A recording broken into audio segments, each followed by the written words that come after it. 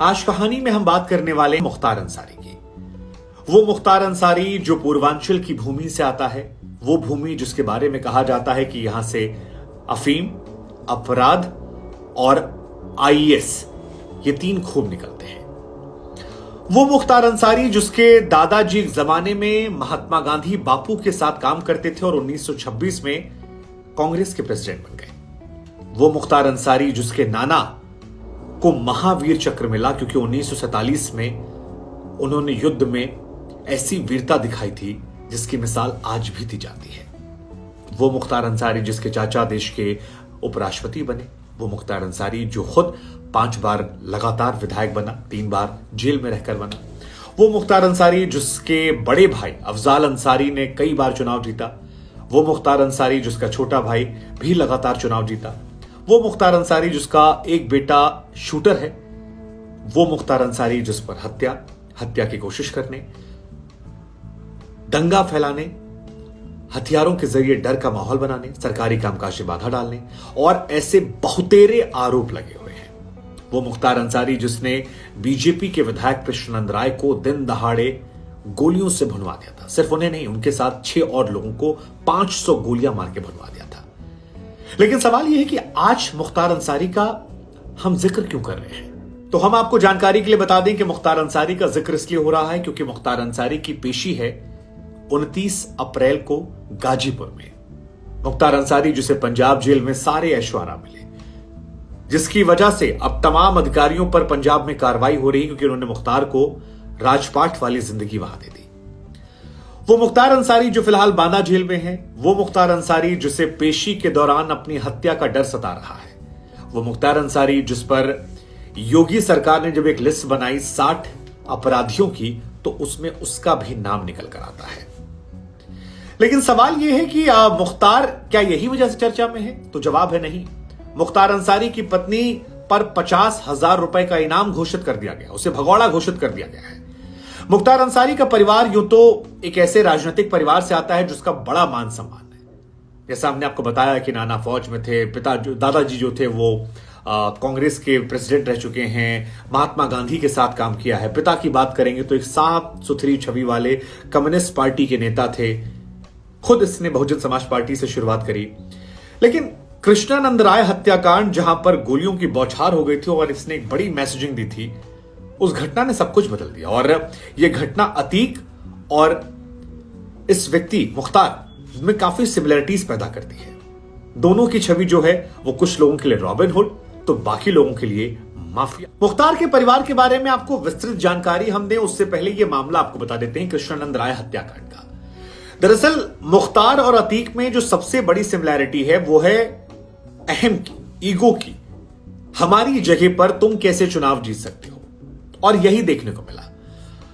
मुख्तार अंसारी की गाजीपुर में जो पारंपरिक सीट है जहां पर उसका भाई लगातार 1986 से चुनाव जीत रहा था, साल 2002 में वहां पर चुनाव जीत जाते हैं बीजेपी से कृष्णानंद राय। और यह बात मुख्तार को नागवार गुजर जाती है, कुछ उसी तरह से जैसे अतीक अहमद को नागवार गुजरी थी जब उसके भाई अशद जो भी उनका नाम था, उनको हरा दिया था राजूपाल ने। यहां पर कृष्णानंद राय ने हराया। फिर कहा जाता है कृष्णानंद राय जो उस दौर में एक बाहुबली के बड़े करीबी थे, उस बाहुबली के साथ मिलकर उन्होंने वो चुनाव जीता था। वो अतीक पर एक हमला करते हैं और अतीक बच जाता है। और इसके बाद अतीक अहमद उनसे बदला लेने की ठानता और फिर जो कुछ हुआ वो आज तक लोग भुला नहीं पाए। लोग उस सदमे से उबर नहीं पाए हैं। एक विधायक जो टाटा सुमो गाड़ी, जिसे बुलेट प्रूफ गाड़ी कहा जाता है, उस दौर में थी, उस गाड़ी को एक कार्यक्रम से जब वो लौट रहे थे तो बीच सड़क पर रोक लिया जाता है। चारों तरफ से रास्ता जो था वो आने जाने का था नहीं, दाएं बाएं का। और इसके बाद 1 2 3 4 100 200 300 नहीं बल्कि 500 गोलियां उस गाड़ी पर दाग दी जाती है। एक ऐसा शूट आउट जिसे लोग भुला नहीं पाए।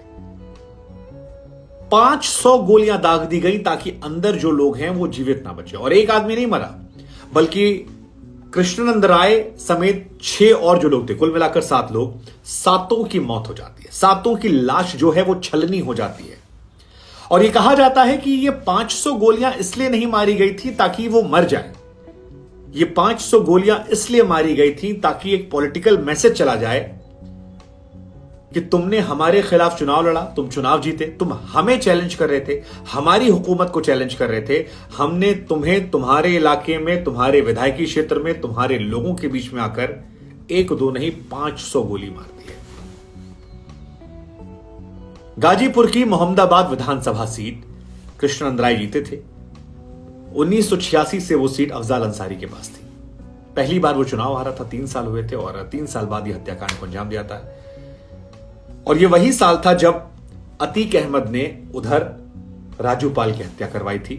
उसमें भी वजह वही थी, उसके भाई को राजूपाल ने चुनाव हरा दिया था। इस बात को अतीक बर्दाश्त नहीं कर पाया और अतीक ने फिर राजूपाल की सरेआम हत्या करवा दी। और यहां मुख्तार ने, तारीख 29 नवंबर थी, उस वक्त मुख्तार अंसारी जो हैं वो जेल के अंदर थे और इनका एक टॉप शूटर हुआ करता था मुन्ना बजरंगी। जैसे अतीक के पास गुड्डू मुस्लिम है, ऐसे ही इनके पास मुन्ना बजरंगी हुआ करता था और मुन्ना बजरंगी की मदद से उस शूटआउट को अंजाम दिया गया।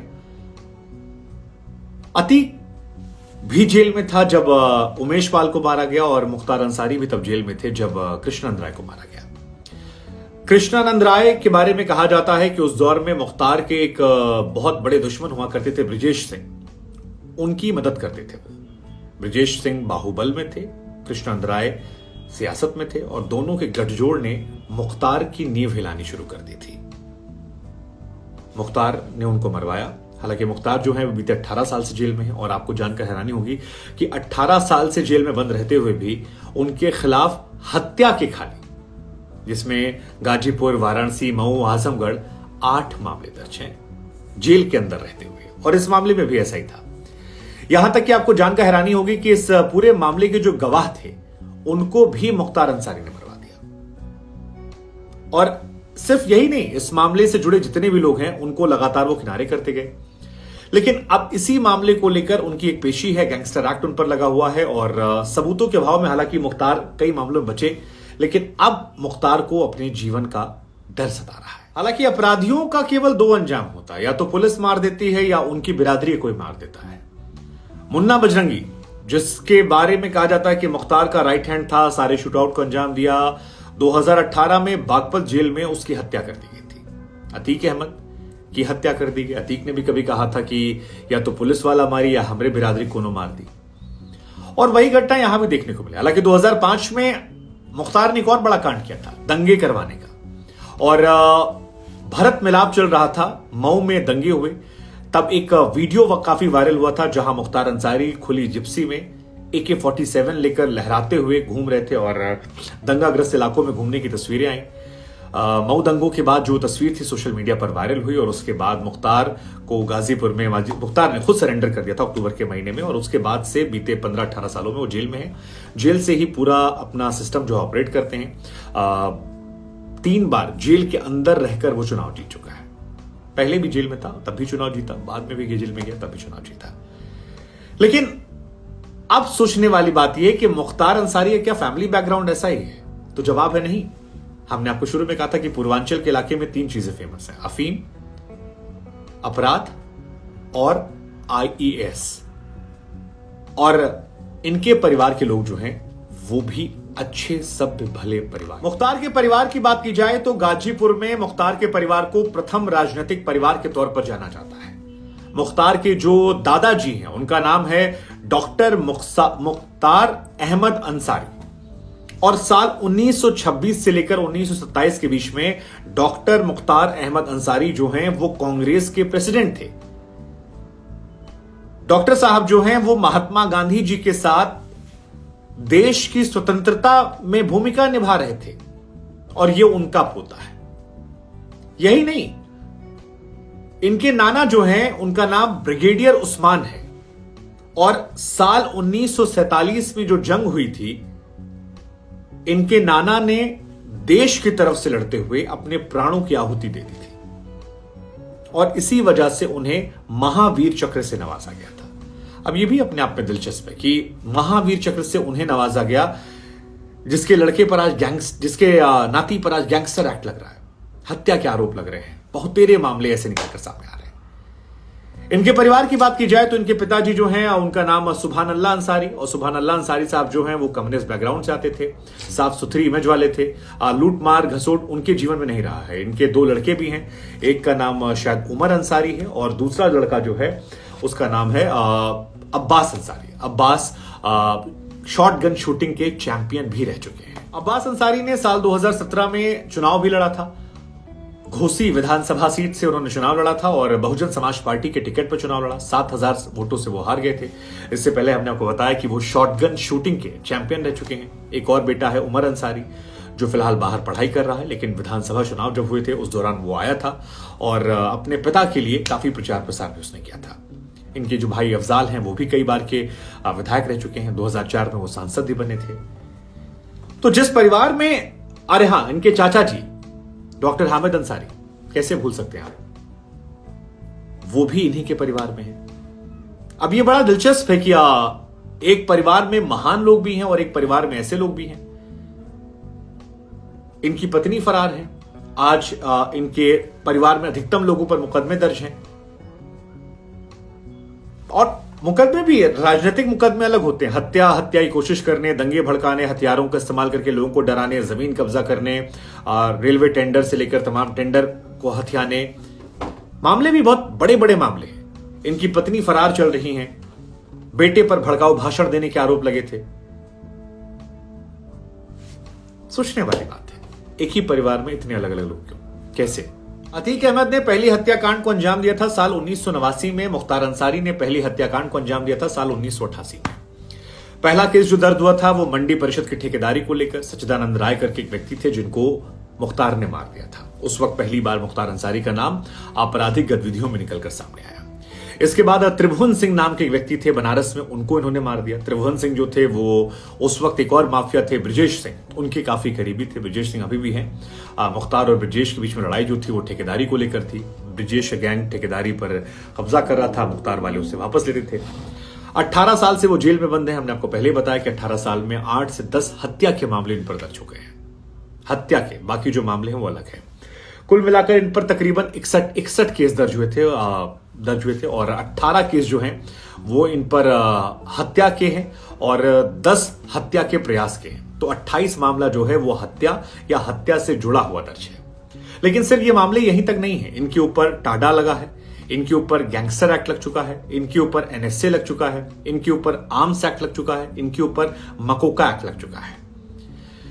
हालांकि मुख्तार अंसारी के ज्यादातर मामले जो हैं उनमें या तो गवाह मर गए, गवाह ने बयान बदल दिया, या वकील ने पैरवी करने में कमजोरी कर दी और इसका असर यह हुआ कि कई मामलों में ये बरी हो गए।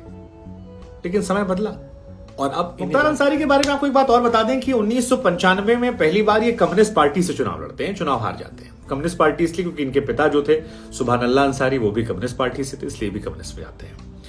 फिर 1996 में ये बसपा चले आते हैं और बसपा में जिला अध्यक्ष बना दिए जाते हैं। उसी साल बसपा इनको टिकट देती है और ये चुनाव जीत जाते हैं। फिर 2002 में और 2007 में निर्दलीय चुनाव लड़ते हैं, जीत जाते हैं। वहां से लेकर ये लगातार 2017 तक चुनाव जीतते हैं। 2007, 2012 और 2017 तक चुनाव जीतते हैं। पिछला चुनाव जो था 2022 में अपनी राजनीतिक विरासत जो है इनके बड़े बेटे अब्बास अंसारी, उसको ये दे देते हैं और अपना फिलहाल ये बाकी चीजें फोकस करते हैं। हालांकि योगी सरकार ने इन पर कब्जा जो है वो शुरू कर दिया है और इनकी 448 करोड़ की संपत्ति है वो अब तक जब्त हो चुकी है। इनकी पत्नी अफशा अंसारी, जिन पर 50,000 रुपए का इनाम है, वो उनकी प्रॉपर्टी है। अब्बास अंसारी की प्रॉपर्टी है। भाई सिबतुल्ला और ये जो है अफजाल अंसारी, इनकी प्रॉपर्टियां हैं। यूपी के अलावा 127 करोड़ की बेनामी संपत्तियां हैं जिस पर कब्जा कर दिया गया और लगातार जो है वो कार्रवाई हो रही है। 83 गैर लाइसेंसी हथियार इनके कब्जे कर लिए गए हैं और कई ऐसे मामले हैं जिन पर अब बहुत कायदे से पैरवी की जा रही है और उसमें इनकी मुसीबतें जो हैं वो बढ़ती जा रही हैं। उसी एक मामले में 29 अप्रैल को इनकी पेशी है, जिसको लेकर इनको डर लग रहा है कहीं गाड़ी ना पलट जाए या कोई आकर इनको मार ना जाए। फिर याद कीजिए, अपराधी का अंजाम वही होता है, या तो पुलिस वाले। लेकिन इस पूरी कहानी में जब आप पलट कर देखते हैं तो अतीक अहमद और मुख्तार में 3-4 चीजें कॉमन है। एक कॉमन ये है कि अतीक अहमद और मुख्तार दोनों जो हैं वो अपनी अपनी कम्युनिटी में काफी पॉपुलर है। एक वर्ग उनको रॉबिन हुड का दर्जा देता है और दूसरा वर्ग जो है वो उनको अपराधी, माफिया, डकैत, अब तो इन पर टाडा वाडा भी लगा है, एनएसए लगा है, तो और बड़ी जो भी आप संज्ञा दे सकते हैं वो मानता है। उसकी एक वजह यह हो सकती है कि रॉबिन हुड की छवि इसलिए आती है कि आपने किसी आदमी से 10 रुपया ले लिया, छीन लिया, आपने रेलवे का टेंडर छीन लिया 2 आदमी को मांग के, 10 रुपया में 7 रुपया 8 रुपया आपने अपने पास रखा, 2 रुपया लोगों में बांट दिया। जिनको 2 रुपया दिया आपने वो तो आपके नाम का नारा लगा रहे हैं। ये एक बड़ा फैक्टर हो सकता है जो मुख्तार अंसारी और अतीक अहमद के केस में निकल कर आता है। दूसरा, आप दोनों ने जो राजनीतिक हत्याएं करवाई, चाहे उमेश पाल के पहले राजू पाल विधायक की हत्या हो या यहां कृष्णानंद राय विधायक की हत्या हो, दोनों ने जब अलग अलग पार्टियों में विधायक की हत्या करवाई तो उसका बदला दूसरी पार्टियों ने लिया।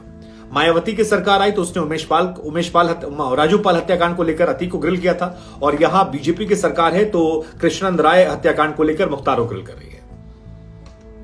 दोनों का राजनीतिक संरक्षण कम हुआ तो दोनों कमजोर हो गए और विधायक को मारने के चक्कर में परिवार फंस गया। और अब क्या होगा वह ये सारी कहानी सुनने के बाद, समझने के बाद हमें यह समझ में आता है कि बुरे काम का बुरा नतीजा।